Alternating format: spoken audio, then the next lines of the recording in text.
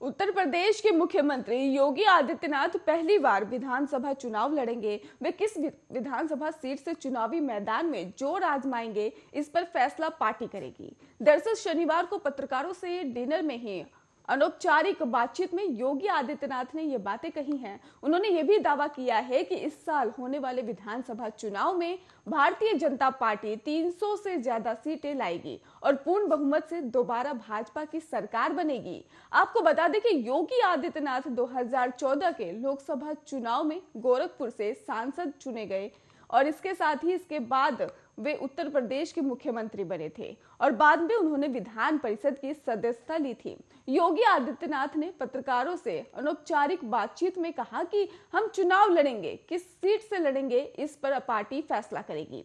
उन्होंने ये भी कहा कि कोरोना से डरने की जरूरत नहीं है और चुनाव समय पर ही होने चाहिए। और औपचारिक बातचीत में भी योगी में मौजूदा विधायकों के टिकट कटने और मथुरा से उनके चुनाव लड़ने, अयोध्या और काशी के बाद मथुरा के लिए एजेंडे में होने वाले संबंधित सवाल पूछे गए और सीएम ने कहा कि भाजपा बहुत बड़ी पार्टी है, अलग अलग समय पर लोगों को अलग अलग जिम्मेदारी दी जाती है और अगर कोई व्यक्ति मुख्यमंत्री, मंत्री या विधायक है तो जरूरी नहीं है कि वो हर समय विधायक या मंत्री रहे।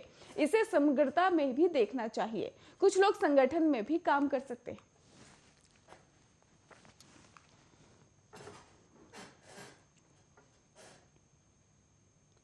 उत्तर प्रदेश में होने वाले विधानसभा चुनाव को लेकर आम आदमी पार्टी संयोजक अरविंद केजरीवाल ने लखनऊ में एक जनसभा को संबोधित किया। जनसभा को संबोधित करते हुए केजरीवाल ने यूपी के सीएम योगी आदित्यनाथ पर जमकर हमला बोला है। उन्होंने कहा कि पिछले 5 साल में ही योगी सरकार ने उत्तर प्रदेश में सिर्फ शमशान घाट बनवाए और न केवल शमशान घाट बनवाए बल्कि बड़ी संख्या में ही लोगों को वहां पहुंचाया।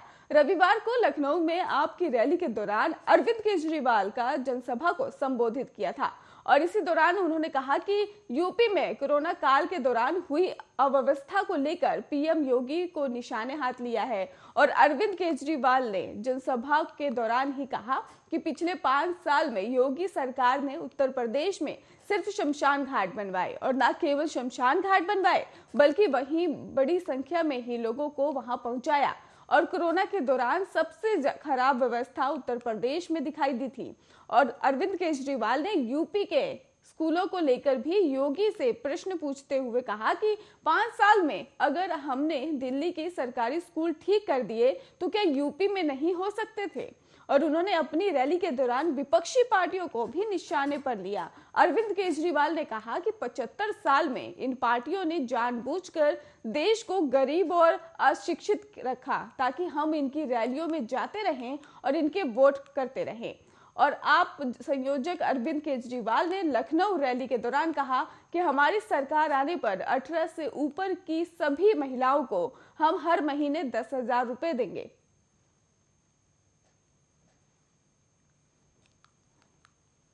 1,000 रुपए देंगे, माफ करना। और बीजेपी ने कहा कि महिलाओं को ही हजार रुपए के दिए तो महिलाएं बिगड़ जाएंगी। मैंने कहा कि तुमने हजारों रुपए डकार दिए और तुम नहीं बिगड़े, 1,000 रुपए भी महिलाएं बिगड़ जाएंगी।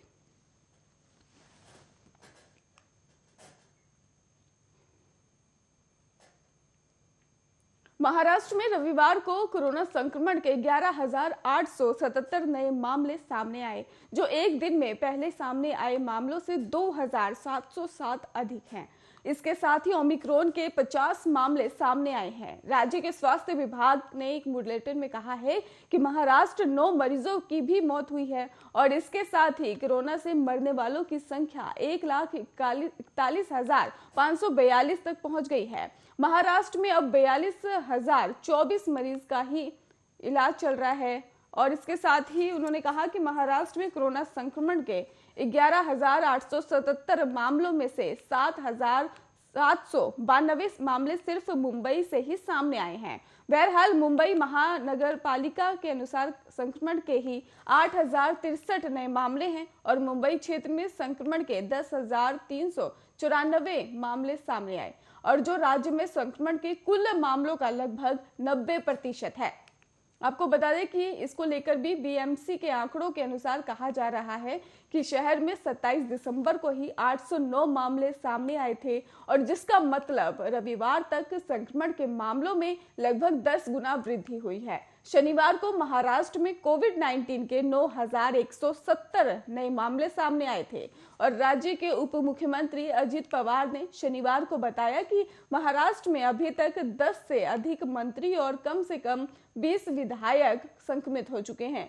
राज्य में आए ओमिक्रॉन के 50 मामलों में से 36 पुणे महानगर पालिका इलाकों और 8 पिंपरी और महानगर पालिका 2-2 और मामले पुणे से भी ग्रामीण और सांगली और एक मामला मुंबई और ठाणे से भी सामने आया है। और मुंबई में संक्रमण के मामले बढ़ने पर शहर के नगर निकाय प्रमुख इकबाल सिंह चहल ने रविवार को ही आशंकाओं को दूर करते हुए कहा कि 79% मरीजों की बीमारी के लक्षण नहीं हैं। उन्होंने ये भी कहा कि अस्पतालों में 90% बिस्तर खाली पड़े हैं। उन्होंने लोगों से कोविड-19 प्रोटोकॉल का सख्ती से पालन करने का भी अनुरोध किया है।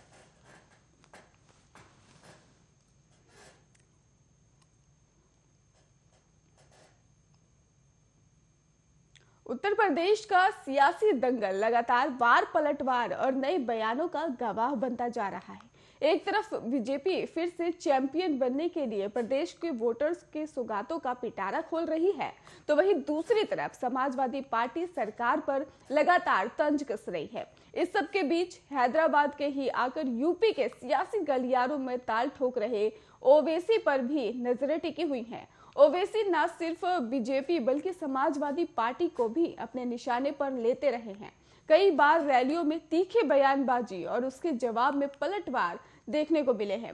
लेकिन जैसे जैसे चुनाव नजदीक आ रहे हैं वैसे वैसे ओवैसी भी शायद अपनी चुनावी रणनीति बदलते दिख रहे हैं। हाल ही में एक हिंदी टीवी चैनल के साथ बात करते हुए ओवैसी ने समाजवादी पार्टी को लेकर कुछ ऐसा कह दिया जो चर्चा का हिस्सा बन गया।